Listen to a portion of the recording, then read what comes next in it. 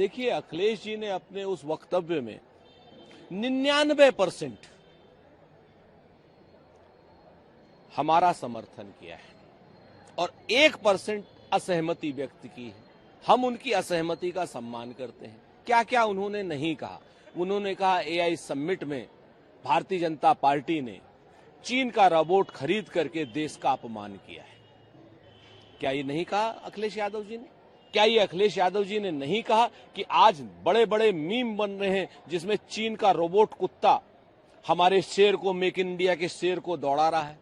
क्या ये नहीं कहा कि विदेशी मेहमानों के सामने भारतीय जनता पार्टी और उनके इकोसिस्टम ने देश को बदनाम किया इस तरीके की चीजें करके? और रही बात असहमति की, हमारे प्रदर्शन पर उनकी असहमति है, उनका भी सम्मान है। उनके नजरिए से हम उनकी असहमति का सम्मान करते हैं, लेकिन विरोध प्रदर्शन हमारा संवैधानिक हक है। हमने वो विरोध प्रदर्शन किया। सच बात यह है कि इस विरोध प्रदर्शन से देश की साख को नुकसान नहीं पहुंच सकता। इस विरोध प्रदर्शन से भाजपा की और नरेंद्र मोदी जी की साख को जो नुकसान पहुंचा है, उसकी भरपाई भाजपा करने में लगी। अमित शाह जी का कहना है न सिर्फ जिस तरह से लिस्ट से नाम हटाए, बल्कि घुसपैठियों को भी देश से निकाल के बाहर कर। घुसपैठियों को देश से बाहर निकालने का विरोध कर कौन रहा है? अमित शाह ये बतावें। भाई, भाजपा के रिश्तेदार हैं घुसपैठिए। क्यों भाजपा को झारखंड में फायदा देते हैं चुनावी, भाजपा को बिहार में फायदा देते हैं चुनावी, भाजपा को बंगाल में फायदा देते हैं चुनावी। उत्तर प्रदेश में तो लखनऊ की मेयर ने कहा था लाखों घुसपैठिए हैं। इन्होंने ड्राइव भी चला, कई घुसपैठिए मिले थे? एक। तो सच बात यह है कि भारतीय जनता पार्टी के लोग घुसपैठ की समस्या से सही रूप से वाबस्ता हों।